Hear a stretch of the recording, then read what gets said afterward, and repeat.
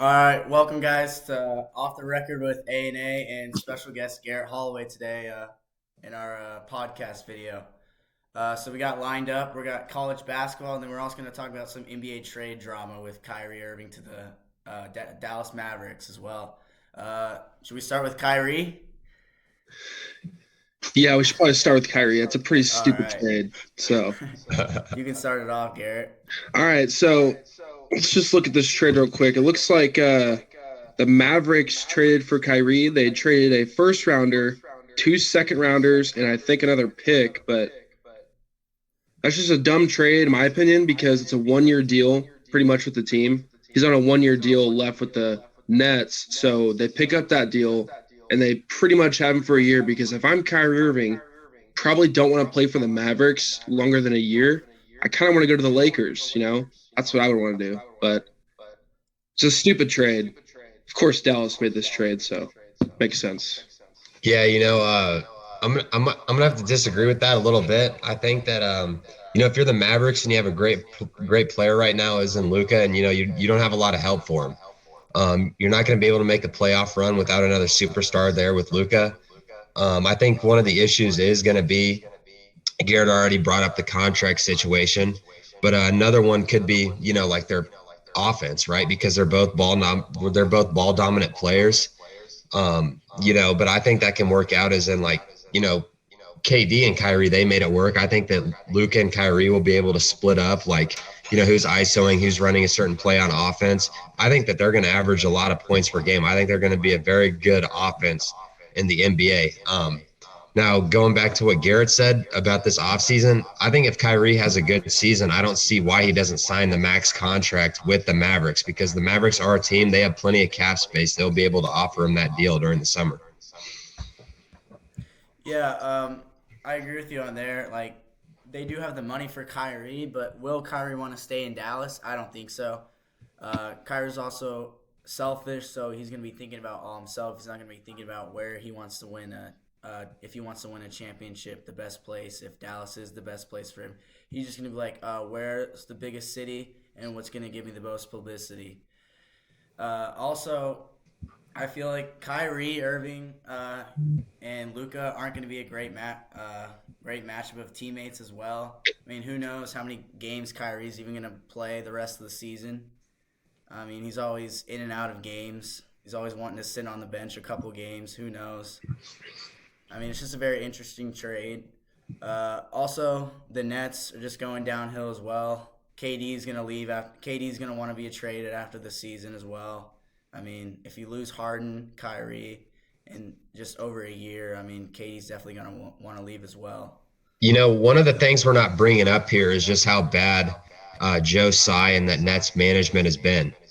This could have been resolved if they would have gave Kyrie the money that he deserves. He's one of the best ball handlers. He's one of the best shooters. He's an incredible point guard.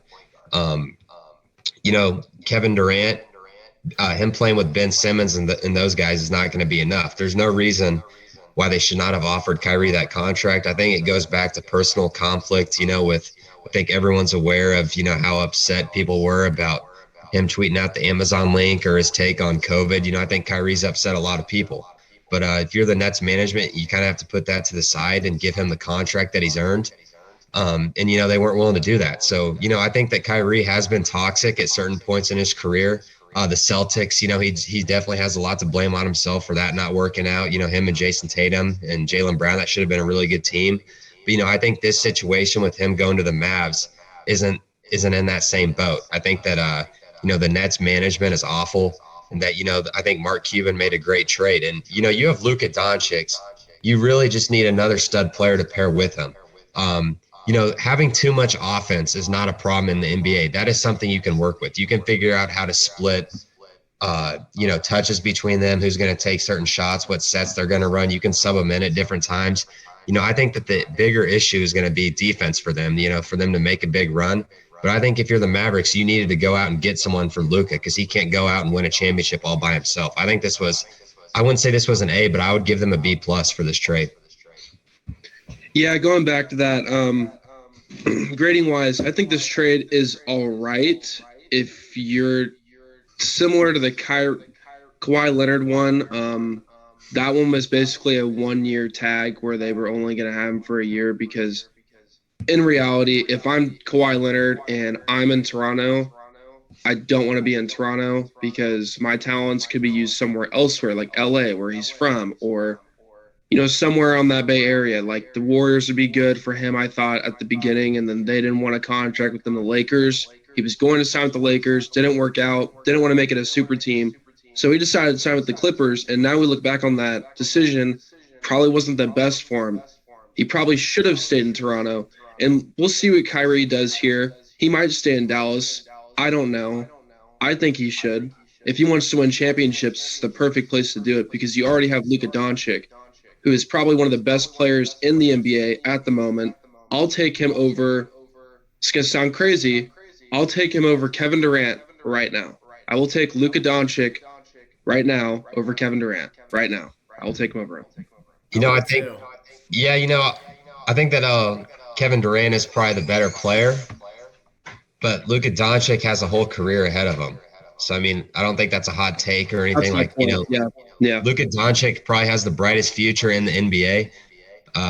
Some people might say, oh, John Morant, but I think John Morant can end up getting injured just because of the way he plays. But like Luka, he's crafted.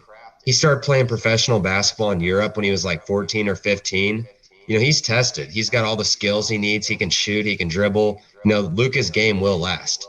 And, I think it's incredible to see. Like, I think a lot of people agree with this, but the NBA defense is kind of weak. And Luka, he played against these European League defenses, and he even said, when I was playing in Europe, I was guarded tougher than I was here in the NBA. And I think that really helped him. And I think that he's like a future Hall of Famer, future face of the league. Yeah. Do you guys think Luka will win MVP this year? Ooh. Massey, what do you think? Or is Jokic going to win 3 years in a row? Man, I don't know if Jokic deserves a third year in a row. I really don't. I don't think so either. I mean, we saw Joel the other couple weeks ago piece him up. 47 points dropped on Jokic. What are his stats? I haven't seen Joel's that often right now. I mean, I haven't looked in a couple of weeks. Jokic has good stats. I think Luka has he has the most points in the league right now, and then he's a dual. The thing about Luka is so I've got his stats right here, and he's averaging 33.4, 8.9 rebounds, and 8.2 assists, right? So those are really solid numbers. But the thing that's really impressive is the field goal percentage. He's very efficient. He's 50.4% shooting, and he's getting 33 points a game. So I think, that level of scoring and that level of efficiency, I think you have to give it to him if he continues those numbers. Let me see Nikola Jokic stats real quick. Yeah, Jokic is averaging a triple-double, 24.8 points a game, 11.3 rebounds, 10.1 assists, and his field goal percentage is 63.2%. Yeah, but it's different for a center. He's really big, so of course he's going to get a lot of rebounds. He's going to get easier shots. He's a pass-first center. He's a pass-first. Exactly. So I'm looking at Joel right now. I'm going to have to give him the MVP right now. He's averaging 33.4 points per game. He's averaging 10 boards a game while putting up 4 assists. That is a true score in the NBA right now. And in today's game, that is a true score of the NBA game. So I'm taking Joel this year for the MVP. I think he's just a better scorer. Now, all-around player, Jokic probably has him beat because Jokic can score, pass, and get boards.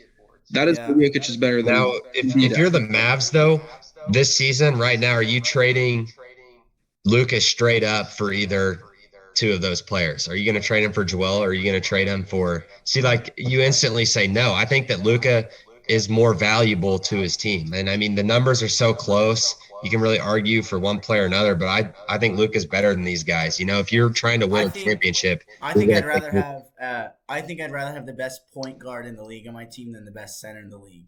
Yeah, exactly. And I think those today's game. Should we get into some college basketball, or should we talk about how LeBron is shooting for those points? There's nothing really to talk about. played the most games in NBA history. I mean, he should be getting the scoring title. Yeah, I have one thing to say. Some people might hate this, but 8 points in a finals elimination game is not greatness. I'm sorry. Jordan could never. I'm sorry. Yeah. He never got eliminated ever. Never played Ray a game. Allen didn't have to help him out in game 6. Never played a game. Never played a game 7. And he never had a 2 or 4 point quarter where he just disappeared, or when Ray Allen, Jordan Very never break rarely. the shot Everyone and someone has hit those it to games. save for him. Yeah. Wait. Can we also count how many All-Stars LeBron's played with and how many All-Stars Jordan played with? Oh, wait. There's too many to count for LeBron. Can we count LeBron's first team defenses? Well, no, he has one.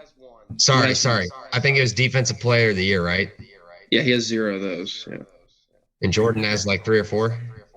The only reason LeBron gets in those first teams is because of his name. Let's just be honest here. It's just because of his name. And the way the NBA is now, it's not hard for a guy like that to get points and assists. No.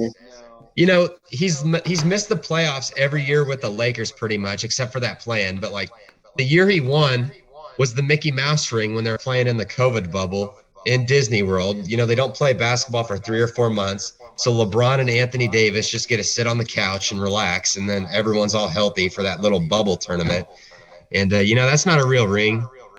It's a championship, but, it doesn't mean as much as any of the other rings that have ever been won in the NBA. Well, of course not. There's no crowd in front of you playing. There's video cameras everywhere. So it's pretty stupid, in my opinion. I don't think it should be held as high as a regard as a ring that is in today's NBA right now, because that is more important than that ring in 2020, because there's no fans in the crowd. There's no suspense. There's no pressure. You're literally, all you guys are in the same bubble. You don't leave. You're not traveling. There's no suspense when you get on a flight to travel to Arizona, LA, you name it. I mean, there's no suspense. It's pretty laid back. I mean, I wouldn't be surprised I would be if they do it again. If it ever happens again, we have another COVID breakout. Probably not going to happen.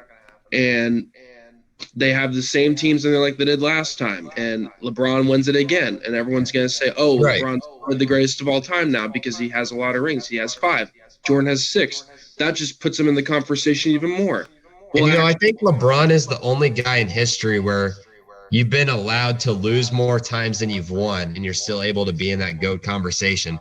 I mean, in football, if there's not a player where he's like, oh, this dude's lost a bunch, we're still going to throw him up there. No, to be the greatest of all time, yes, you're going to have to play hard teams. Yes, it's not always going to be fair, but if you're the GOAT, you're going to have to overcome these obstacles. And Jordan never lost. LeBron lost to teams that were very good, obviously, but then he also lost in 2011 to teams that their second best player was, Jason Terry, and then JJ Barea was guarding him. And Jason Kidd was old as, he's really old. He's on the bench. If Jason Kidd's on the bench. He also got swept in the finals as well. That's not greatness. Not winning a single game in the finals. Yeah, Massey, if you were to say Mahomes makes 10 Super Bowls but only wins 3 of them, are you calling him the GOAT of football? Not even close.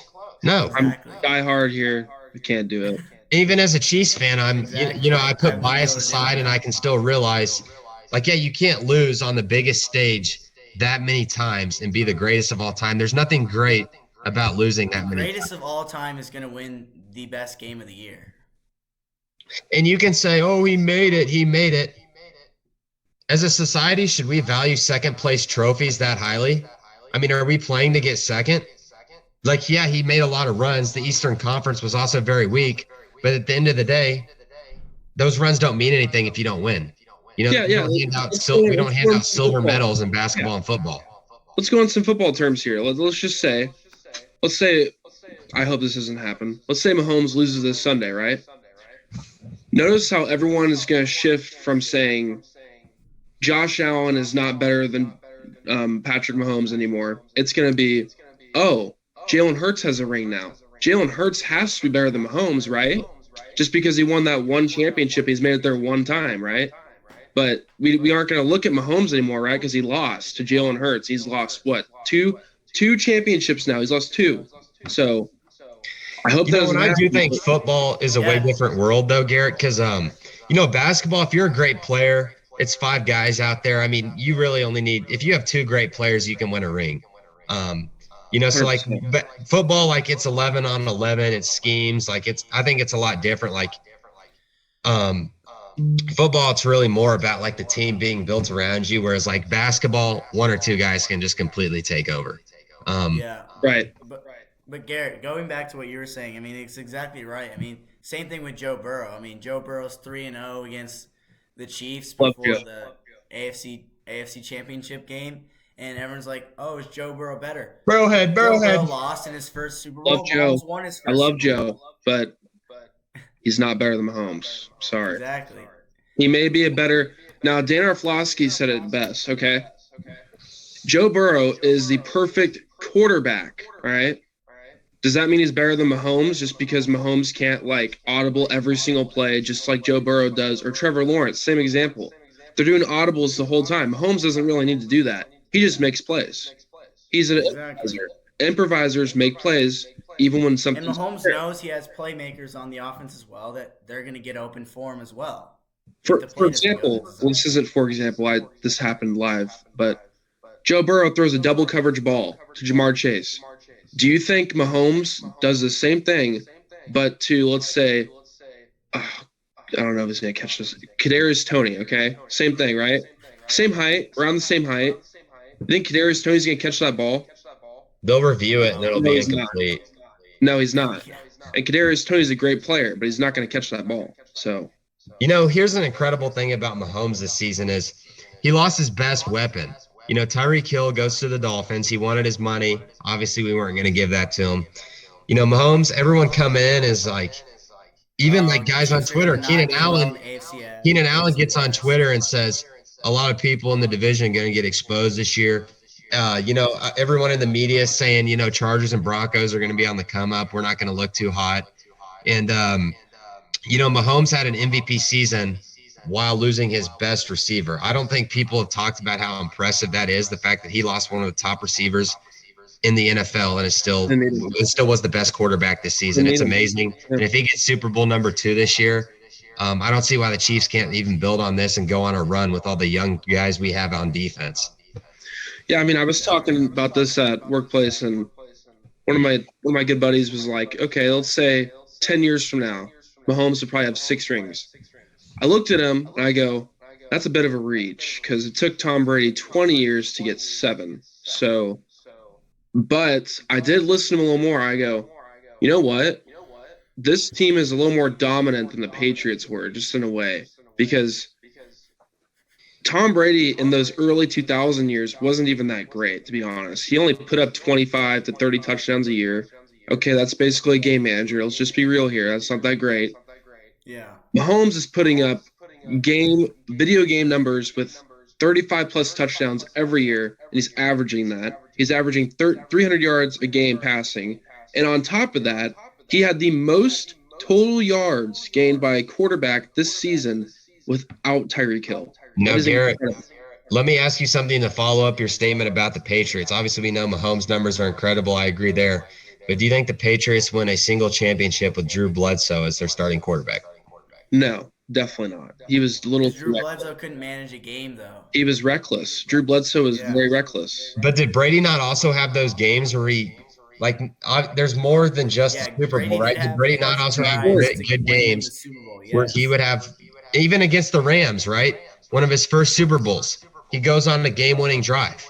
Oh, he was clutch from the beginning. I didn't say all of Brady's Super Bowls, I would say, except for the Seattle one, he's had game-winning drives pretty much. And the Chiefs, I will say, that game, Bucks versus Chiefs, the game was over before it even started, pretty much. Well, he did show against the Giants. And not to mention that Bucks team, the year before they won that Super Bowl, went 500, didn't even make the playoffs. Brady comes in, it's a Super Bowl. Yeah, but when you have a guy who's throwing 30 picks, I don't think you're gonna win any games. He also threw 40 touchdowns. 30 picks is pretty impressive in my opinion. But he also threw 40 touchdowns and threw for like 5,000 yards. So he had a lot of numbers as well. 30 touchdowns. That is literally 30 that's touchdowns. equivalent to a 500 record of a team. Is what he just did. He threw 30 touchdowns and 30 picks. You're not going to win a football game. I'd say even though he threw 30 touchdowns. I'd say going 500 and throwing anywhere over 20 interceptions is impressive. He did throw some good balls that year, but he also threw the worst balls any quarterback could throw, like Nathan Peterman type throws. It was bad. It was horrible. What about Jameis Winston crying because he's like, I got injured and lost my job? That's not how the NFL works. Well, Jameis Winston was the number 1 overall pick and just expected everything to be handed to him. I mean, Marcus Mariota. Jameis Winston has one of the lowest IQs we've ever seen from an NFL quarterback. Yeah, just the fact that he's up there with the check down on 4th and 8, so just the fact that Jameis Winston is a Heisman level quarterback at Florida State. He won a national championship. He won a Heisman, and he's dumb enough to walk out with a whole cart of crab legs and have that be all over the news. That's pretty dumb. There's other stuff. You just listen to the guy talk, and you're like, yeah, he's not very bright. This guy just plays football. This guy's good at football. That's all he does. He is good at the football. That's all he is. Just an athlete. So. All right, guys. I say we talk about some college basketball now. Let's bring up that top 25. A lot to talk about. The Big 12. Let's get into it. All right. Let me pull that up real quick. Number 1 team lost.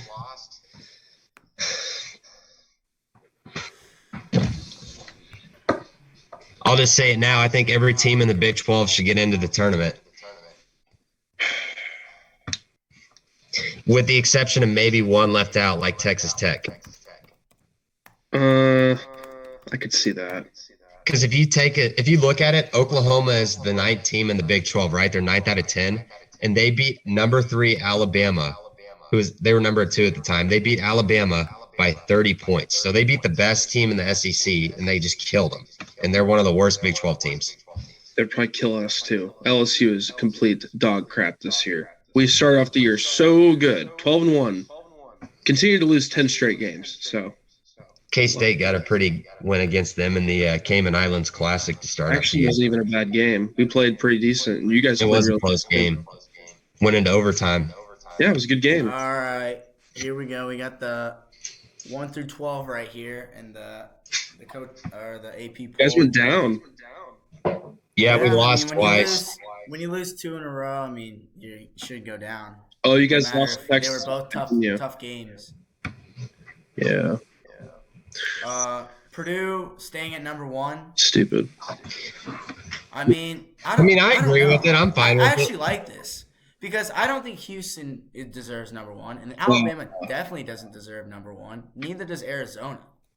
I'm with you on the other two, but I think Houston, they are the best team in the country, in my opinion. I think they would wipe the floor with Purdue.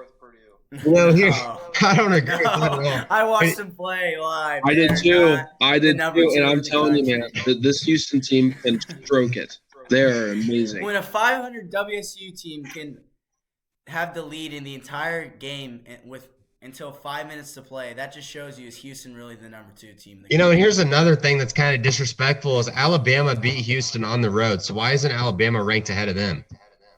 Because they have 3 losses. That's probably because they lost to OU. But OU looked bad because OU looks bad.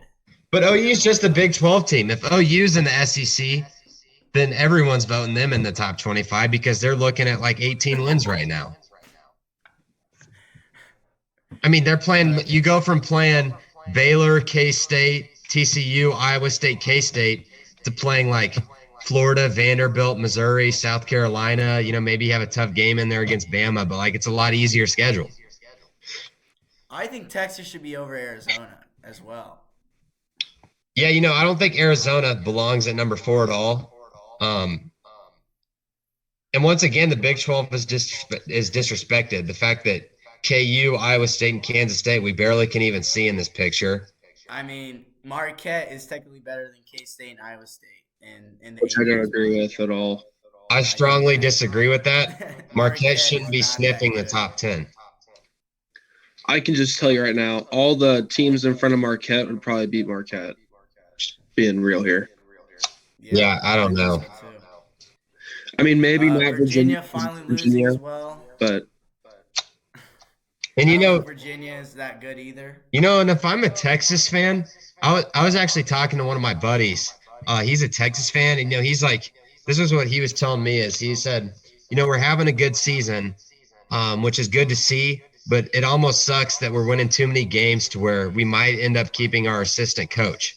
Because if you look at it, Texas is going to have to hire a coach this offseason.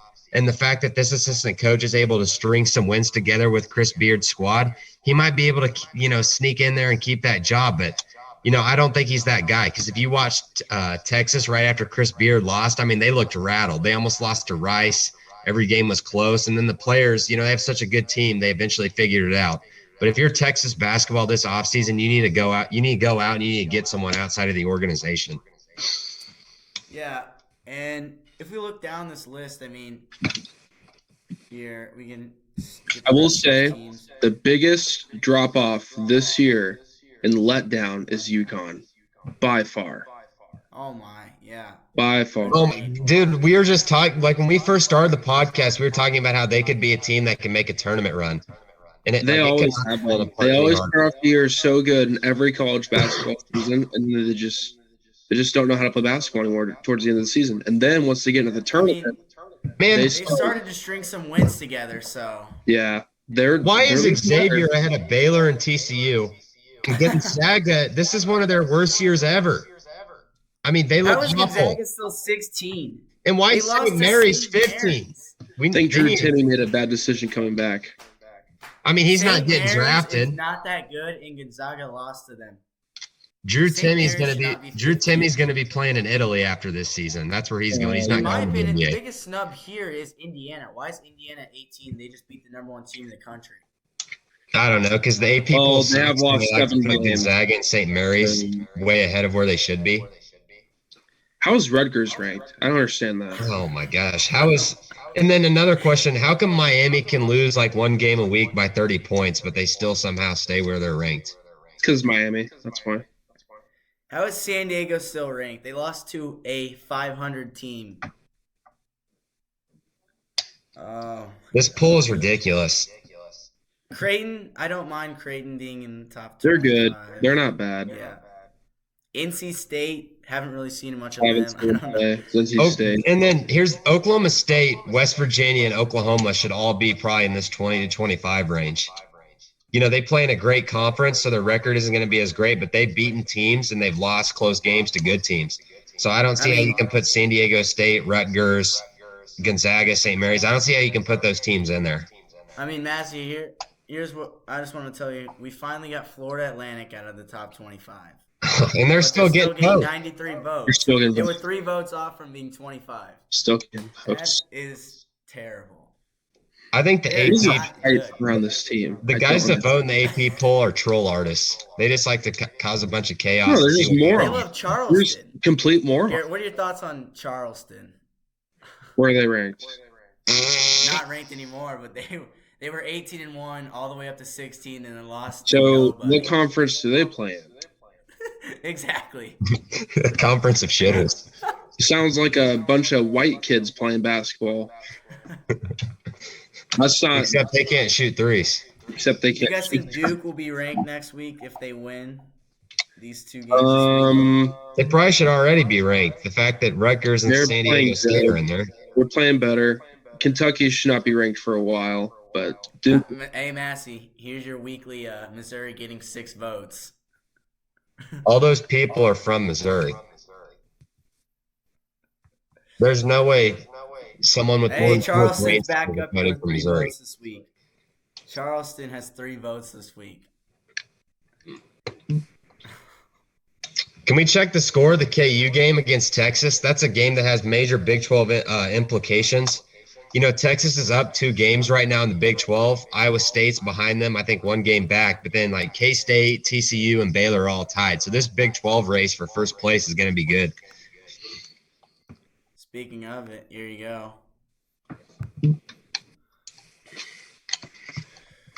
4-point game. KU was up. KU was up. Upset alert. Upset alert. I hope the Longhorns do it. All right. We got some good games tomorrow as well. Rutgers, Indiana. What are you guys' thoughts on? What are you guys' thoughts on that one? Indiana It's by 30 Rutgers. points. It's Rutgers. What do you Oh expect? shoot, Miami. All they do is get their math quizzes out and start studying before a basketball game. I mean, it's pretty simple here. I think Well, they wipe the floor. speaking of Duke being ranked next week, that's not happening anymore. All right. Looks Well, like Miami's we just figured out the national ranking already for consistency. Duke. All right, and Massey, there's Miami winning over 20 points on Duke. See, Now this they're going is to why- lose to Pittsburgh by Massey, this is 20 why they're points. ranked. This is why they're 19th. Now they're going to lose. I'm to calling Pitt by upset 20. right here.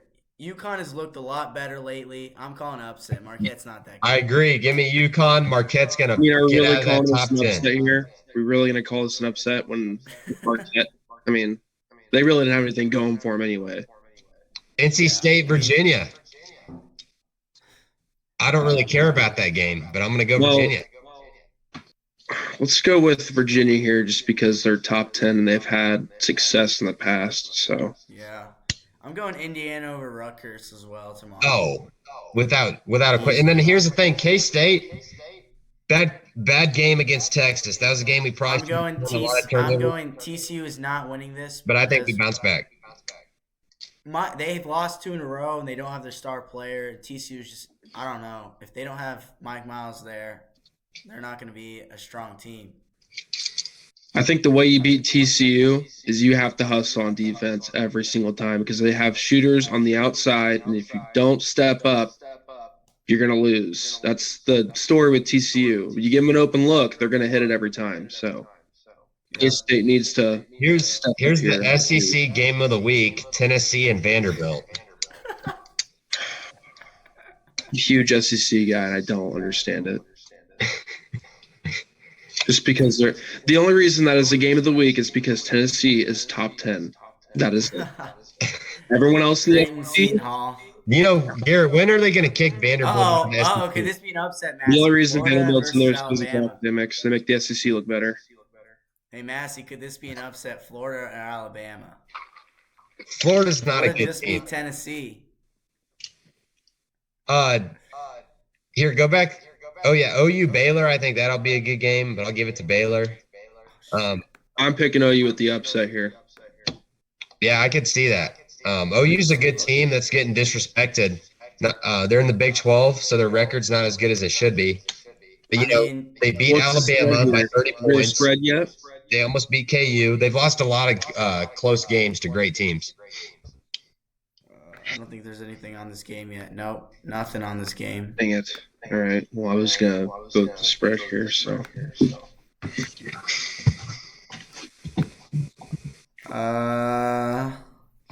Friday games. Like, look at who St. Mary's is playing. Look at Gonzaga and St. Mary's. San Francisco, and who the hell is LMU? It's a joke of a conference. How is St. Mary's ranked? That's the question here. How are they 15th? And how is Miami 19th? How is Miami 19th? And this team is ahead of them. UConn beat St. Mary's too. They beat them.